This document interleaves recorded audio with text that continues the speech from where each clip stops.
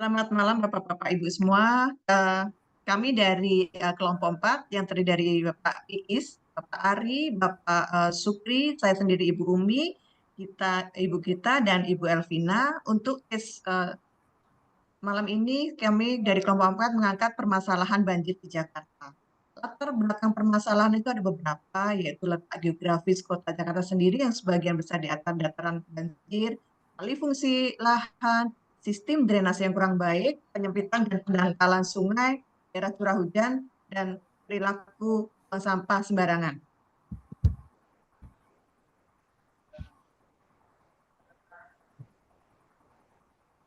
Berdasarkan sejarahnya, ini tercatat dari berbagai macam media. Banjir di Jakarta tercatat terjadi pertama kali tahun 1621 waktu Jakarta masih bernama Batavia di bawah pemerintah kolonial Belanda. Kemudian banjir di Jakarta juga terjadi secara kontinu sampai ke pasca kemerdekaan dan terjadi lagi ke fase Orde Baru dan terakhir di tahun 2020. Next. Mengapa masalah banjir ini merupakan masalah sistemik? Karena banjir ini kejadiannya berulang meski sudah dilakukan berbagai daya upaya untuk menanggulangi. Penyebabnya juga belum jelas, apakah karena banjir kiriman atau karena curah hujan yang tinggi, sistem drainase yang buruk, karena masyarakatnya memang sering membuang sampah sembarangan, atau tata ruang yang tidak beraturan. Tindakan yang sudah dilakukan pertama adalah normalisasi sungai dan waduk, membuat sumur resapan, memperbaiki drainase, menggusur penduduk di bantaran sungai, membangun pompa transfer di pintu air, membangun seawall, dan membangun daerah sodetan dan banjir kanal. Faktor dan pihak yang terlibat. Pihak yang terkait antara lain pemerintah kota dan kabupaten di sekitar Jakarta, yaitu Bogor, Depok, Bekasi, Tangerang, dan Tangerang Selatan.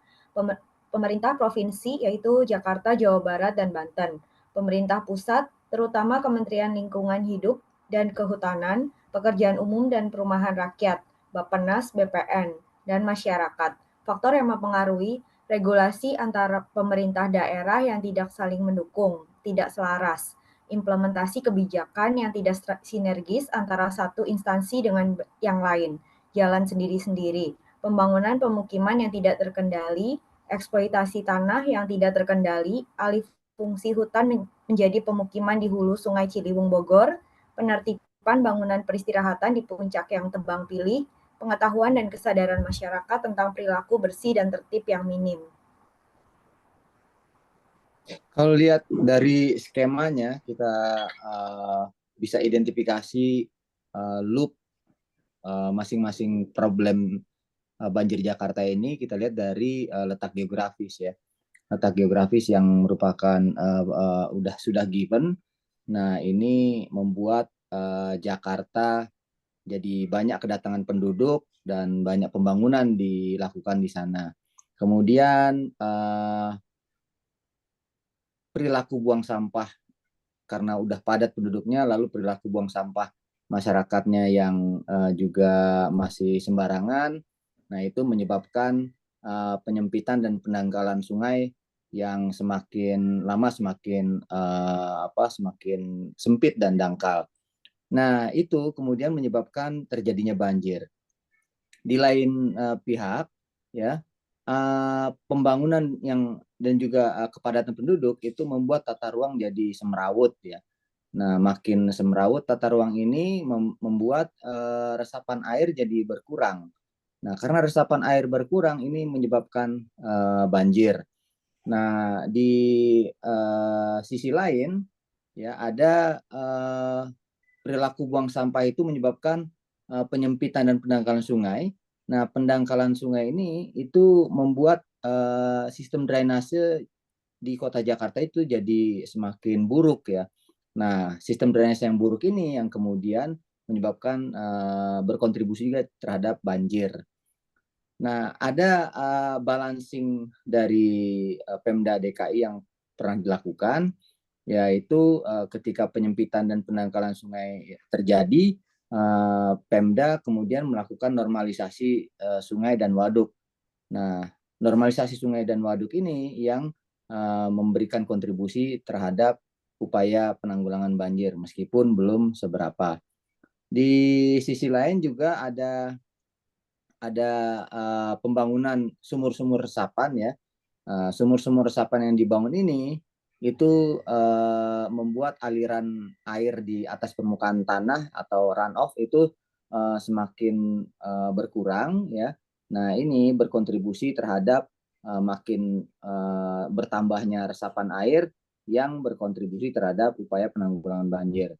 Nah, aliran atas yang di atas permukaan tanah juga mempengaruhi terhadap berkurangnya banjir karena air langsung tidak banyak yang mengalir di atas. Nah, kalau kita lihat juga banjir ini mengakibatkan pemindahan penduduk ya. Ada penduduk yang digusur ya. Nah, penggusuran ini menyebabkan penduduk pindah ke tempat-tempat yang merupakan tempat resapan air ya. Nah, ini menyebabkan banjir. Pemindahan penduduk juga membuat penduduk jadi tambah padat di satu tempat yang kemudian tata ruang jadi semrawut yang berkontribusi terhadap berkurangnya resapan air dan akhirnya terjadi banjir. Demikian. Mental. Ada 3 pihak yang kita lihat di sini, yaitu dari Pemda DKI, pemerintah pusat, dan masyarakat. Di mana perilakunya yang bisa kita lihat adalah kurangnya frekuensi truk dan pengambilan sampah di TPS, kurangnya prioritas program normalisasi sungai, penanggulangan banjir adalah tugas tanggung jawab Pemda. Ini lempar tangan ya, membuang sampah sembarangan. Ini kebiasaan yang memang masih melekat di masyarakat kita. Dan adanya model mental. Nah, ini model mental kita mengidentifikasi kami merasa truk sampah sudah sering mengambil ke TPS.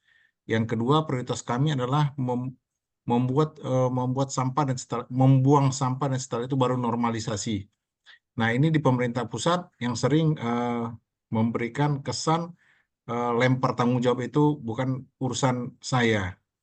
Nah, ada lagi di masyarakat itu sudah ada pasukan orange yang sangat bergantung kepada pasukan orange, tidak mendidik dirinya sendiri. Nah, ini habis tidak ada tempat sampah, ini di mana tempat sampah mungkin belum mudah dicapai atau mudah digapai oleh masyarakat. Nah, ini juga ada stigma bahwa pas hujan juga sampah akan hanyut, akan hilang gitu.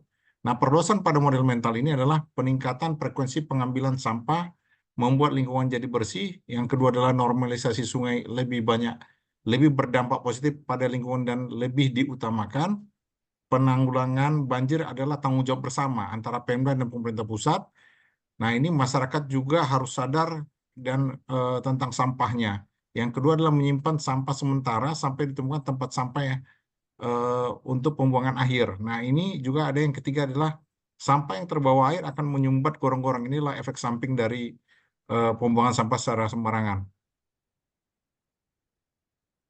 Nah, untuk intervensi, kita menambahkan kapasitas angkut dan jumlah armada untuk Pemda DKI, menambahkan anggaran untuk normalisasi sungai menjadi prioritas utama. Ketiga, normalisasi sungai dilakukan 3 bulan sekali sepanjang tahun.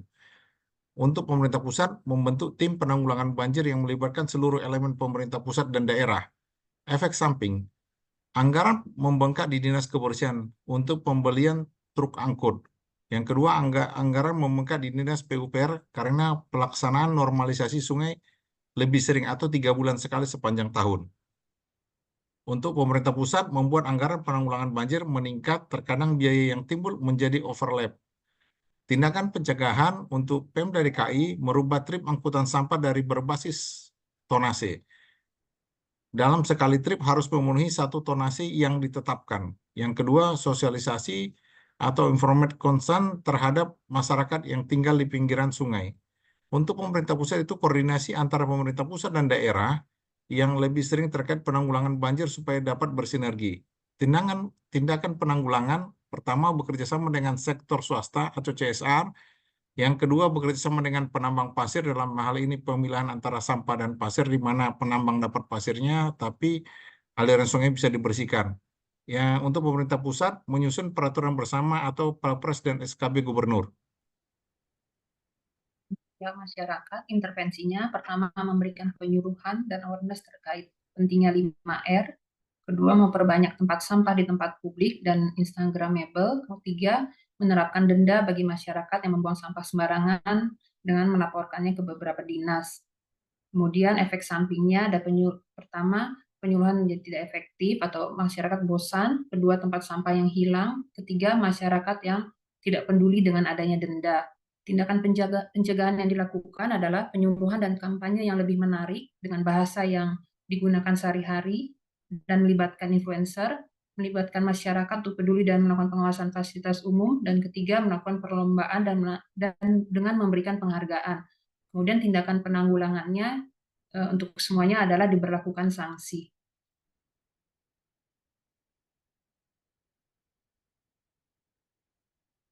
Kesimpulannya kita perlu kerjasama dan integrasi kebijakan dari pemerintah pusat dan juga pemerintah daerah untuk meningkatkan urgensi pencegahan dan pengendalian banjir di Jakarta, seperti meningkatkan kapasitas angkut truk sampah, meningkatkan frekuensi normalisasi sungai, dan membentuk tim penanggulangan banjir.